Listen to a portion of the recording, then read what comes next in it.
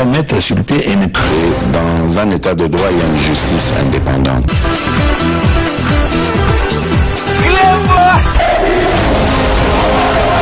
Ce n'est pas pour rien qu'il faut des conseils.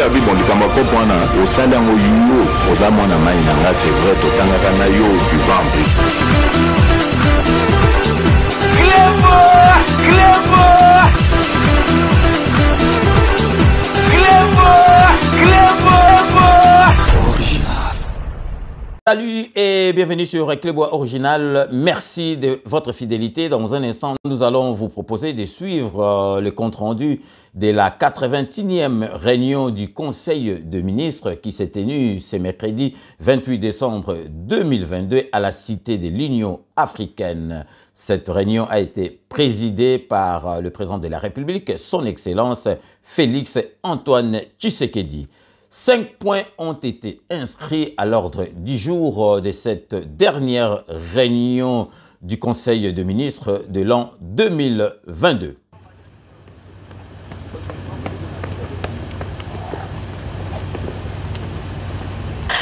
À 3 jours de la fin de l'année 2022, le Premier ministre Samalou Kondé, les vice-premiers ministres, les ministres d'État, les ministres et vice-ministres s'étant donné rendez-vous à la Cité de l'Union africaine pour une dernière réunion du Conseil des ministres en présentiel.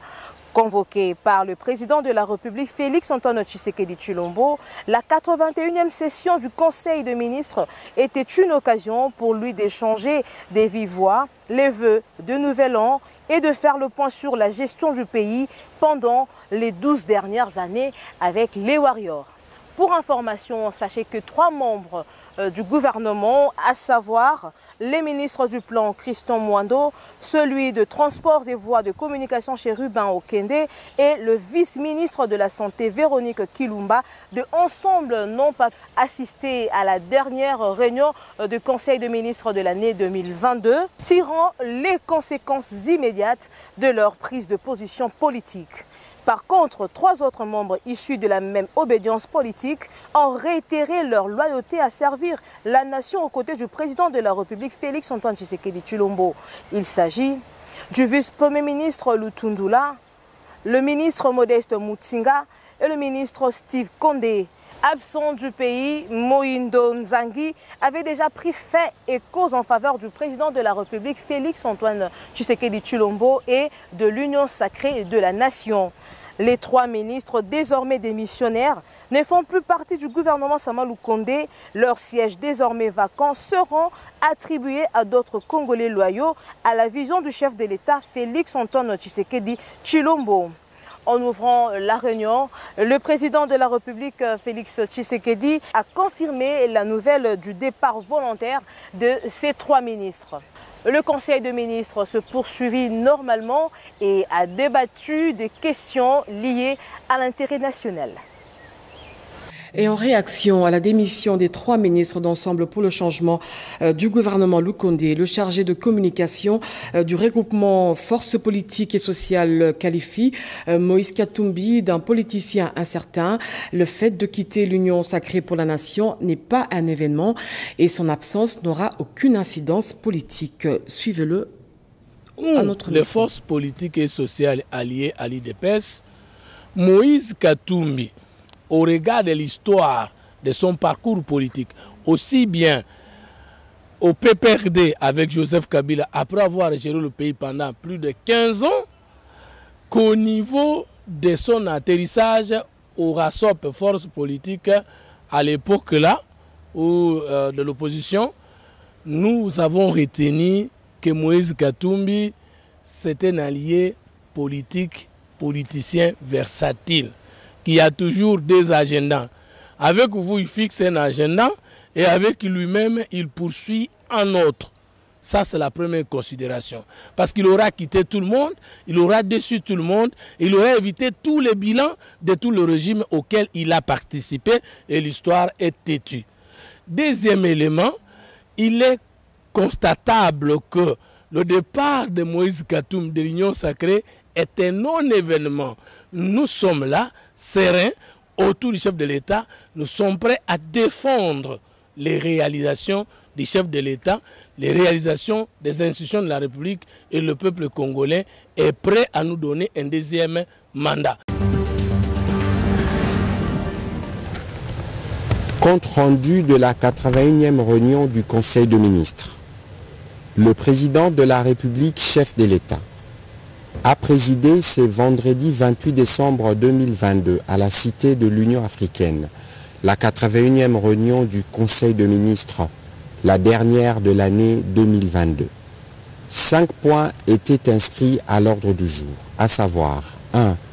Communication du président de la République, chef de l'État. 2. Point d'information. 3. Approbation d'un relevé des décisions du Conseil de ministres. 4. Examen et adoption des dossiers. 5. Enfin, examen et adoption de textes. La communication du président de la République a porté sur 2 points principaux, à savoir 1.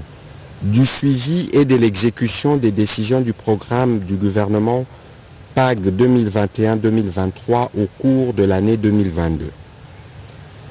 Le président de la République a rappelé à l'attention du gouvernement la nécessité d'une meilleure coordination de l'action gouvernementale basée sur des approches et systèmes de gestion axés sur le résultat des engagements pris pour assurer le bien-être des Congolaises et Congolais ainsi que le progrès socio-économique du pays. Il est question de consolider une dynamique de gouvernance qui s'appuie sur l'utilisation des lettres des missions confiées à chaque membre de l'équipe gouvernementale et qui permet de renseigner et d'assurer en temps réel que les différents objectifs du programme du gouvernement sont en train d'être atteints et que les résultats escomptés sont au rendez-vous conformément aux engagements pris. En dépit des succès engrangés au cours de cette année, le président de la République a demandé au Premier ministre chef du gouvernement de réaliser dans les plus brefs délais une évaluation des actions et réalisations de chacun des membres du gouvernement conformément à leurs lettres des missions respectives, de telle sorte qu'au dernier Conseil de ministres du mois de janvier 2023, un rapport détaillé lui soit présenté sur les performances de chaque membre du gouvernement. Il conviendra également que ce rapport identifie les causes ayant attribué la non-atteinte des résultats attendus et proposer des mesures correctives pour une meilleure mise en œuvre des actions gouvernementales au cours de l'année 2023. De la même manière, en ce qui concerne ces communications, le secrétaire général du gouvernement a été instruit d'effectuer de toute urgence, en collaboration avec le cabinet du président de la République et sous la supervision du Premier ministre, un travail récapitulatif, secteur par secteur, de toutes les instructions données en Conseil de ministres et de présenter un rapport détaillé sur l'état de leur exécution d'ici la dernière réunion du Conseil de ministres du mois de janvier 2023. Le deuxième point de la communication du président de la République a porté sur la 9e session de la conférence de gouverneurs de province à Mbandaka. Le président de la République a rappelé que la 9e conférence des gouverneurs de province tenue à Mbandaka en province de l'Équateur s'est focalisée autour du thème « Programme du développement local de 145 territoires » renforcer l'autorité de l'État pour relancer l'économie des provinces. Les travaux ont été orientés sur la place et le rôle des provinces dans les dispositifs institutionnels de la mise en œuvre du programme de développement local de 145 territoires en vue de produire des solutions adéquates susceptibles d'établir des synergies nécessaires entre le PDL 145 territoires et les programmes provinciaux de développement. À ces sujets, le président de la République a insisté sur la nécessité pour les responsables des exécutifs provinciaux de s'impliquer dans la matérialisation de ce programme en vue de relancer les économies locales. Cette implication devra se faire dans le cadre du suivi à effectuer dans la mise en œuvre du dit programme. Ainsi, le Premier ministre a été invité à lui transmettre dans le meilleur délai pour signature le projet d'ordonnance fixant le cadre institutionnel de la mise en œuvre du suivi, évaluation du PDL 145 territoires qui va déterminer de manière claire le rôle que doivent jouer les acteurs au niveau national et local et plus spécifiquement les gouverneurs de province dans le dit programme. À propos du mémorandum reçu de gouverneurs de province au cours de ces assises d'Mbandaka, le président de la République a précisé qu'il synthétise les états des lieux de nos provinces et recueille deux types de préoccupations. Les unes communes à toutes les provinces et les autres plus spécifiques, sans oublier le cas particulier de provinces de l'Ituri et du Nord Kivu.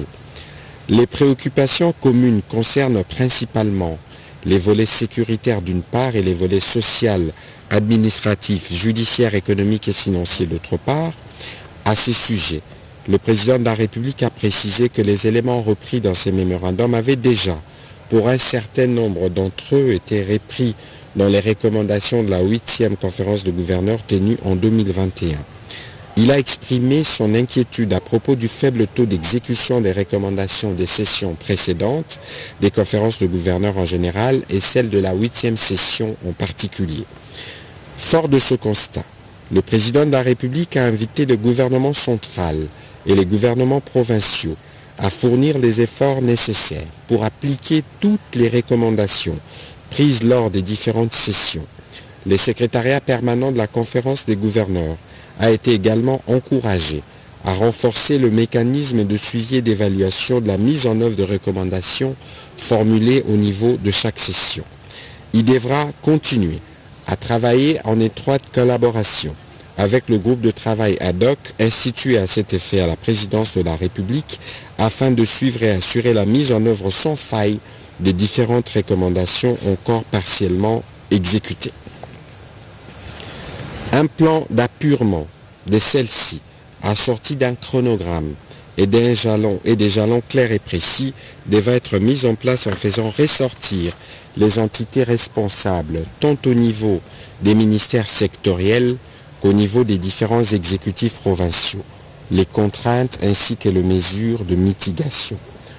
Pour terminer, le président de la République a encouragé le Premier ministre pour sa part, et pour ce qui concerne les actions relevant de la responsabilité du gouvernement central, de lui faire rapport de l'état de traitement des questions soulevées dans les 10 mémorandums en vue de donner une solution aux problèmes posés par le gouverneur de province. Mais bien avant d'aborder le point de sa communication, le président de la République, chef de l'État, a informé le Conseil qu'il a reçu le membre du gouvernement représentant le parti Ensemble après l'audience que leur a accordée le Premier ministre chef du gouvernement. Il a pris acte du retrait de 3 d'entre eux du gouvernement, notamment celui du plan, de transport et la vice-ministre de la Santé à la suite de la position prise par leur formation politique. Prenant la parole à la suite de la communication du président de la République, le Premier ministre chef du gouvernement a axé son propos sur 4 points. 1. Il a présenté au nom de tous les membres du gouvernement les vœux de santé, de bonheur, de prospérité et de longévité au président de la République à l'occasion des festivités de fin d'année, et de la nouvelle année 2023. Le chef du gouvernement a aussi saisi cette occasion pour féliciter le président de la République pour les victoires diplomatiques enregistrées ces derniers jours, notamment la fin du régime de notification sur l'achat des armes et les condamnations successives du Rwanda, pays agresseur. Ces mêmes félicitations ont été également adressées au chef de l'État pour la réussite de la 9e conférence de gouverneurs dont la tenue à Mbandaka a été une opportunité pour l'autorité suprême de communier encore avec son peuple et de palper du doigt la réalité de son vécu quotidien qui demeure précaire. Pour relever ces défis, a rappelé le Premier ministre, le gouvernement est engagé dans la droite ligne de la vision du président de la République d'atteindre des objectifs assignés au programme de développement local de 145 territoires, prélude de la relance effective de projets d'infrastructures à impact visible et social à la base. Le deuxième point de la communication du Premier ministre a porté sur l'imminente visite du pape François en République démocratique du Congo. Il a chargé le membre du gouvernement concerné à redoubler d'efforts pour que le préparatif de ces grandioses événements et les chantiers ouverts à cet effet se poursuivent sans relâche et s'achèvent à bonne date, les papes étant attendus à Kinshasa le 31 janvier 2023 pour le début de son séjour. Au troisième point, le Premier ministre a réaffirmé la détermination du gouvernement à tenir le rendez-vous de 9e jeu de la francophonie prévu à Kinshasa au mois d'août 2023 et dans les mêmes esprits que pour ce qui concerne l'arrivée du pape, il a chargé les membres du gouvernement concernés à redoubler d'efforts pour que toutes les dispositions nécessaires soient prises pour que ces jeux se déroulent en toute quiétude. Le dernier point de la communication du Premier ministre a porté sur les élections. Il a informé le Conseil du lancement par la Commission électorale nationale indépendante depuis le samedi 24 décembre 2022 des opérations d'enrôlement des électeurs. Ce processus irréversible va aboutir à bon port, suivant le calendrier prévu par la CENI, avec la tenue des élections présidentielles, législatives nationales et provinciales le 20 décembre 2023, précisant que le gouvernement est pleinement engagé pour accompagner la CENI. Il a appelé toute la population ayant atteint l'âge de la majorité de se faire enrôler massivement afin d'exercer à la date prévue son droit civique de lire ses dirigeants. Le Premier ministre a aussi saisi l'occasion pour rassurer la population que dans le cadre de la mutualisation des opérations d'identification, du recensement et de l'enrôlement, le fichier électoral sera immédiatement, dès la fin de ces opérations, récupéré par l'Office national d'identification de la population ONIP pour la délivrance de la carte d'identité nationale après plus de 40 ans. Le gouvernement entend donc tenir cet engagement crucial. Le deuxième chapitre du Conseil des ministres de ce jour a porté sur le point d'information. 1. État et administration du territoire. Le vice-premier ministre, ministre de l'Intérieur, Sécurité, Décentralisation et Affaires coutumières, a indiqué que l'état du territoire national reste dominé par la poursuite des efforts du gouvernement de restaurer la paix et la sécurité dans la partie est de la République démocratique du Congo, mais aussi dans la partie ouest, particulièrement dans la province du Maïndombe. Il a rappelé que ces dernières semaines, l'état d'esprit de la population est resté dominé par la clôture de la 9e session de la conférence de gouverneurs tenue du 22 au 23 décembre dernier en Mbandaka, le lancement des opérations d'enrôlement des électeurs par la Commission électorale nationale indépendante et qui comprend 10 provinces, l'enterrement après 3 jours de deuil national de victimes de la catastrophe survenue à Kinshasa des suites des pluies diluviennes du 13 décembre 2022, faisant un peu plus de 160 morts. Au plan sécuritaire, le vice-premier ministre, ministre de l'Intérieur, a communiqué aux membres du Conseil quelques faits saillants à travers toute la République. De ces tableaux, il y a lieu d'épingler dans la province des Lituri les exactions et violences de la part de groupes armés FPIC Chinyakilima, Codeco Zaïre, qui prennent en otage toute la population de certaines zones, notamment dans les localités et chefferies de Waleso-Vokotou, Basili, Baema Boga, Baema Badjere et Andissoma. Dans la province du Maïndombe, il est signalé à ce jour la reddition de 89 insurgés Yakaeteke, résultat de la sensibilisation des chefs coutumiers et de la mission des pacifications envoyées par le président de la République. Les concernés ont été acheminés dans la cité de Massambi au territoire de Kwamut et ils ont rendu leurs armes. Complétant le vice-premier ministre, ministre de l'Intérieur sur le volet sécuritaire, le ministre de la Défense nationale et ancien combattant a fait le point de la situation opérationnelle du pays marquée par la poursuite des opérations dans les provinces sous état de siège et la traque de forces négatives dans l'est du pays. Il a particulièrement souligné que le fait que la coalition RDF et terroriste M23 maintient son intention d'attaquer la ville de Goma par des chemins détournés, foulant ainsi au pied la mise en œuvre des décisions des chefs d'État prises lors du mini-sommet de Luanda. Face à cette situation, les forces armées de la République démocratique du Congo restent en alerte et déterminées à défendre l'intégrité du territoire national. Le ministre de la Défense et ancien combattant a par ailleurs porté à la connaissance des membres du Conseil le fait que les opérations conjointes UPDF-FARDC évolue plutôt bien et un bon nombre de terroristes ont été neutralisés ces derniers jours et la libération de plus de 70 otages à Beni et à Irumu. Sur une note triste, il a aussi informé le Conseil de la mort par noyade d'une équipe de la chorale d'une église de la localité de Kiavinungue à bord d'une pirogue sur le lac Édouard en partance pour la localité de Kisaka. Le ministre de la Défense a enfin informé le Conseil de la présentation à l'opinion nationale et internationale du document de politique nationale de défense faite conjointement avec son collègue de la communication et des médias au cours d'une cérémonie officielle qui a été relayée en direct sur les antennes de la télévision nationale congolaise ce mardi 27 décembre 2022 plus tôt. À propos de la situation sanitaire, le ministre de la Santé, Hygiène et Prévention a présenté au Conseil la situation globale de la santé dans le pays, revenant un peu plus sur les épidémies de Covid-19 et le choléra. Au sujet de la Covid-19, il a souligné que la tendance à la 51e semaine est marquée par une baisse d'incidence des cas. Il est signalé 79 cas contre le 161 de la semaine 50, soit une baisse de 50,93%. Aucun cas de décès n'a été notifié au cours de la semaine.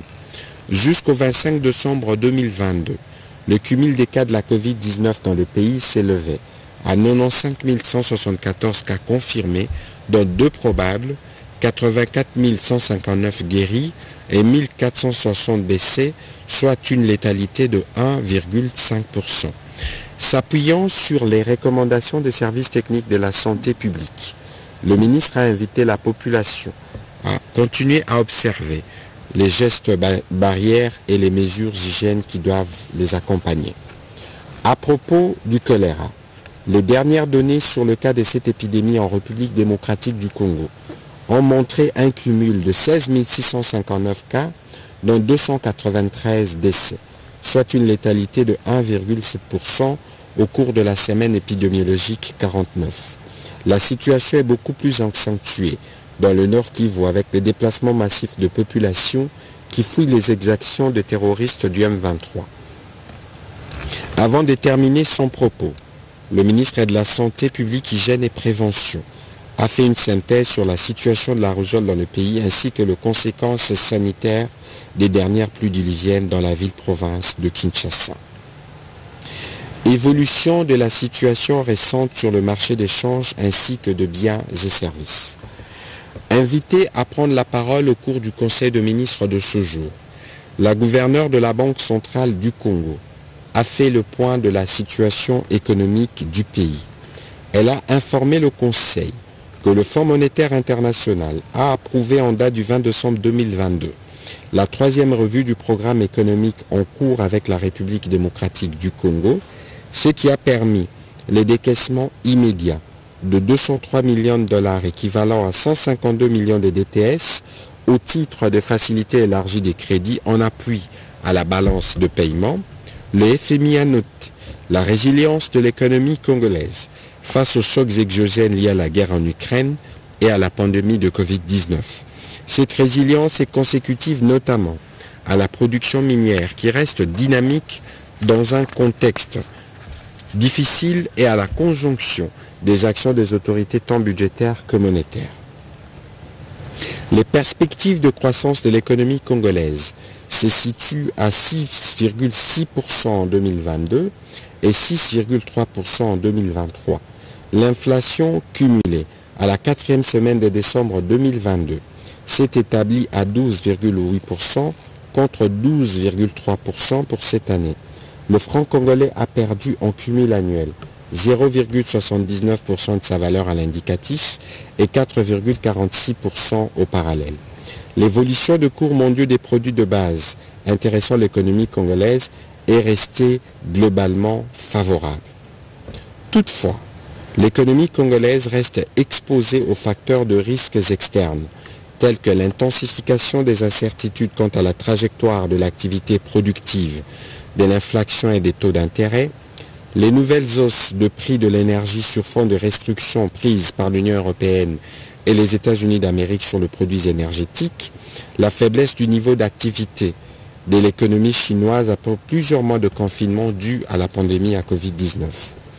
Pour faire face à ces risques susceptibles d'influencer la conjoncture interne, la gouverneure de la Banque centrale du Congo a recommandé notamment la poursuite de la coordination des actions au niveau des politiques budgétaires et monétaires, la surveillance des facteurs de liquidité bancaire et l'évolution du marché des changes et la mise en œuvre de réformes retenues dans le cadre du programme avec le Fonds monétaire international. Le Conseil a pris acte de ce rapport. Toujours sur ces chapitres de points d'information. Rapport de mission effectué aux États-Unis d'Amérique et au Royaume de Belgique. Le vice-premier ministre, ministre des Affaires étrangères, a fait rapport au Conseil des 2 dernières missions effectuées aux États-Unis d'Amérique et au Royaume de Belgique. À l'étape américaine, il a indiqué qu'il était question de plaider notamment pour la levée de l'obligation de notification au Comité des sanctions des Nations Unies de tout achat d'armes et des munitions qui frappent injustement notre pays, la République démocratique du Congo, depuis 2004. Et la requalification du mandat de la mission de l'Organisation des Nations Unies pour la stabilisation du Congo, MONUSCO, en tenant compte à la fois de la nécessité de la renforcer, selon la recommandation du secrétaire général de l'ONU lui-même, et la demande forte du retrait de cette mission onusienne formulée par les populations congolaises. Plus explicitement, le plaidoyer du vice-premier ministre, ministre des Affaires étrangères, a consisté à démontrer aux membres du Conseil de sécurité les caractères injustes et non fondés de la sanction infligée à notre pays depuis 18 ans, sous forme d'obligation de notifier ces achats d'armes et des munitions au Comité des sanctions de l'ONU, ainsi que l'affaiblissement consécutif de nos forces armées sans moyens de défense appropriés face à l'agression du Rwanda et aux activités criminelles des groupes terroristes dans les M23 et à exiger au Rwanda, par conséquent, le retrait de toute forme de soutien à ces mouvements terroristes conformément aux différents accords souscrits. Il a en outre exposé le plan de paix issu du consensus international et expliqué le chronogramme du mini-sommet de Luanda du 23 novembre dernier dont l'application est nécessaire afin de matérialiser ces plans et de résorber la crise sécuritaire à l'est de la République démocratique du Congo. L'accent a été mis sur la condamnation des activités criminelles de groupes armés, en particulier les attaques du M23 avec les soutiens du Rwanda en nombre de troupes et en armement lourd. Le vice-premier ministre, ministre des Affaires étrangères, a rappelé en conséquence l'exigence unanime de la communauté internationale de respecter l'intégrité territoriale et la souveraineté de la République démocratique du Congo. Il a rappelé qu'après les délibérations à huis clos, le 20 décembre dernier, le Conseil de sécurité a pris 2 résolutions, l'une concernant la MONUSCO et l'autre concernant la levée de la mesure d'embargo. Cette victoire d'étape, a-t-il expliqué, est le résultat de la conjugaison de 3 facteurs déterminants. D'abord, le leadership courageux, éclairé et perspicace du président de la République, qui n'a jamais fléchi et qui a réussi une forte mobilisation de notre peuple, toute sensibilité politique et sociologique confondue, autour de la défense de la patrie, de la souveraineté et de l'intégrité territoriale de notre pays.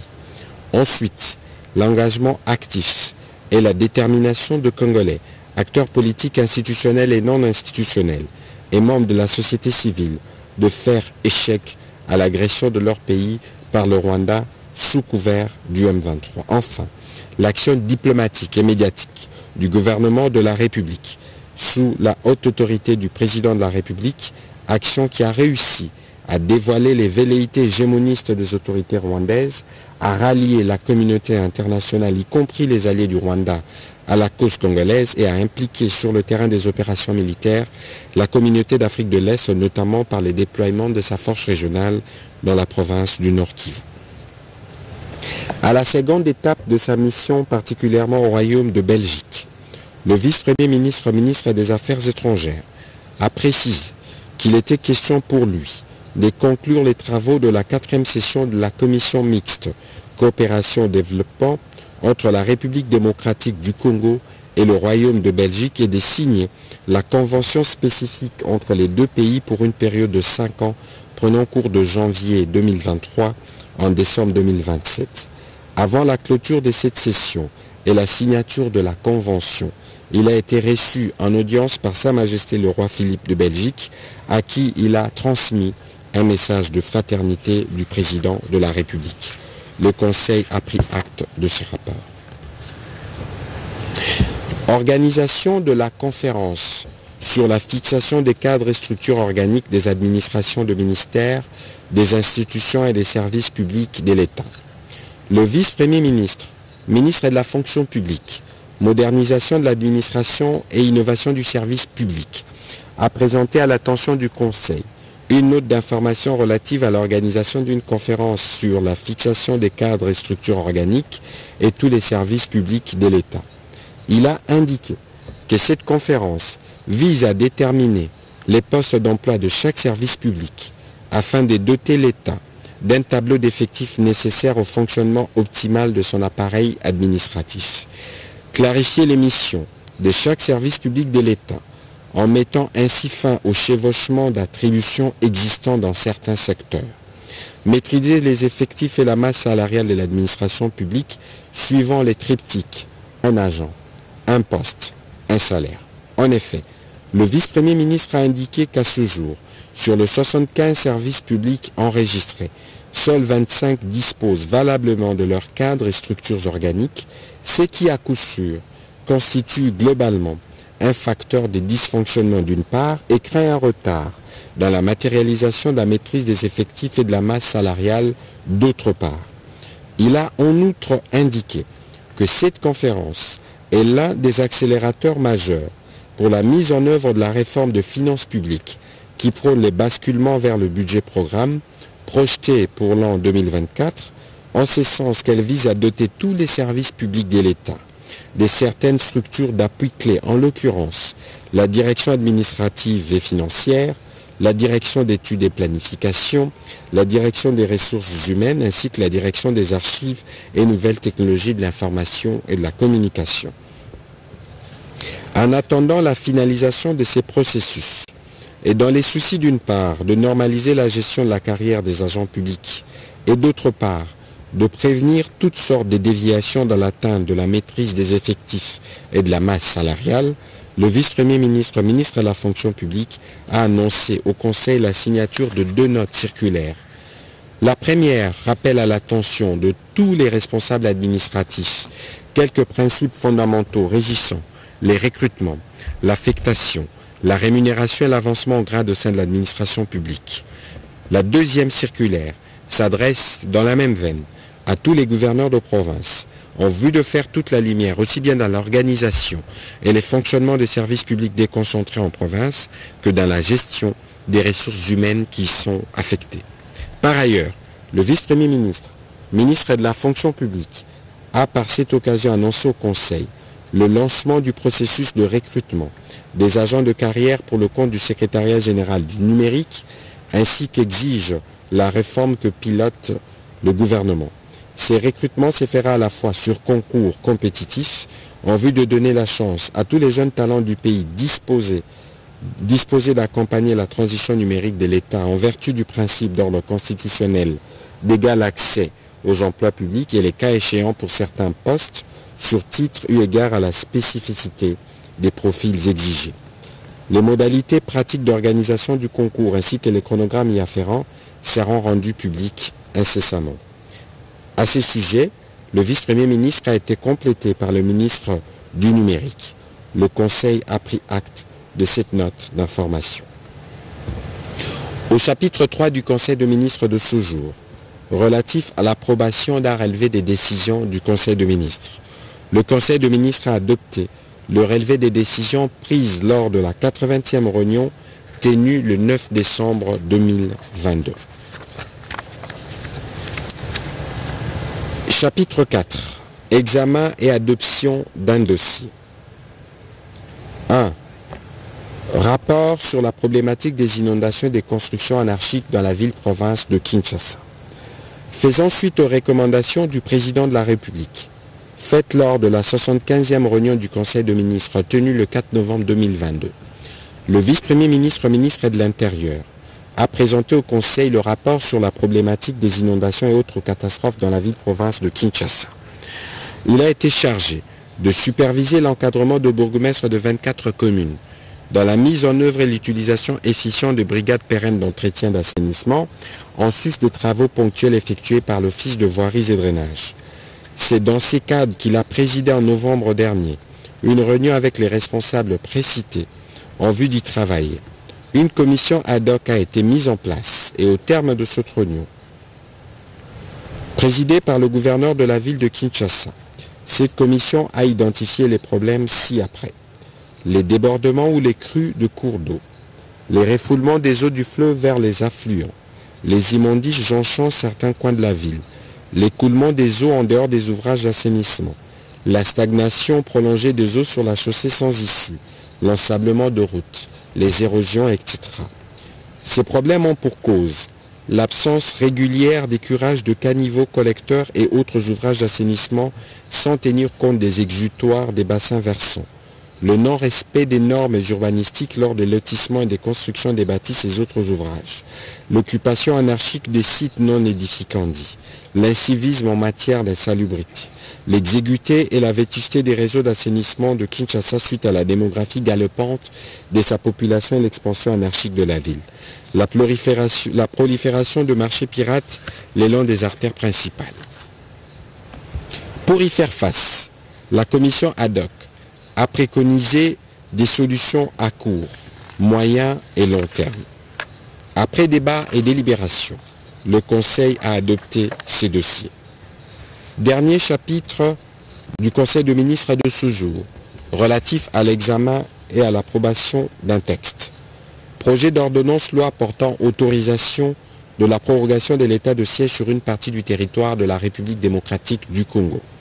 La ministre d'État, ministre de la Justice et garde des Sceaux, a soumis au Conseil le projet d'ordonnance loi autorisant la prorogation de l'état de siège dans les provinces de l'Ituri et du Nord Kivu pour une période de 15 jours prenant cours le 1er janvier 2023. Cette prorogation permettra à nos forces de défense et de sécurité de consolider les acquis des opérations antérieures et de poursuivre l'ultime objectif de mettre fin à l'activisme de groupes armés traqués dans cette partie du pays. Après débat et délibération, le Conseil a adopté ces projets d'ordonnance loi. Bien avant de clôturer les conseils de ministres de ce jour, le président de la République, chef de l'État, a tenu à présenter ses vœux le meilleur au Premier ministre, aux membres du gouvernement ainsi qu'à leurs familles respectives. Commencé à 12h45, la réunion du Conseil de ministres a pris fin à 17h10. Je vous remercie. Binomoro Bowiti Kolanda, Conseil des ministres Oyo Yasuka, il y a 2022, ils allaient présider Yemoro par le président de la République, Fachi Beton, Bomoni Nakati, il y a contre Andiango et marqué Batukuna Nakati, donc ils allaient deux ministres et une vice-ministre, Pascal Zali Mwasi, il y a parti Oya Katumbi ensemble, Longwe, avant réunion, président de la République, Ayambaki, 5 membres ya gouvernement oyo bazali ya parti ya Katumbi na 5 wana mibale baboyi kolongwa bazali toujours fidèle na président de la République balobi ke po na kosalela mboka ezali makambo ya ba parti te donc bango batikali na bango kaka na kati ya union sacrée de la nation. Par contre Misatu dont 2 ministres na une vice ministre Bango ba Longwe. Donc vraiment, ils allaient qui kutubi so eloko ya kokamwate, boyuti kolandango, donc on a compte rendu oyo ministre Mouyaya azali porte-parole ya gouvernement, ministre et information à Salé Libino Lilo. Donc tokutani na bino na 24 heures pour une nouvelle émission et 5 minutes avec César Ngadi. Donc d'ici là, portez-vous bien et à très bientôt. N'oubliez pas, tout le monde est d'accord et il en restera ainsi pendant très très longtemps.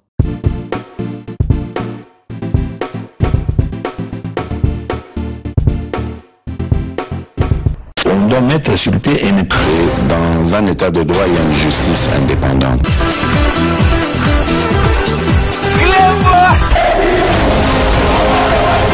ce n'est pas pour rien qu'il faut des conseils.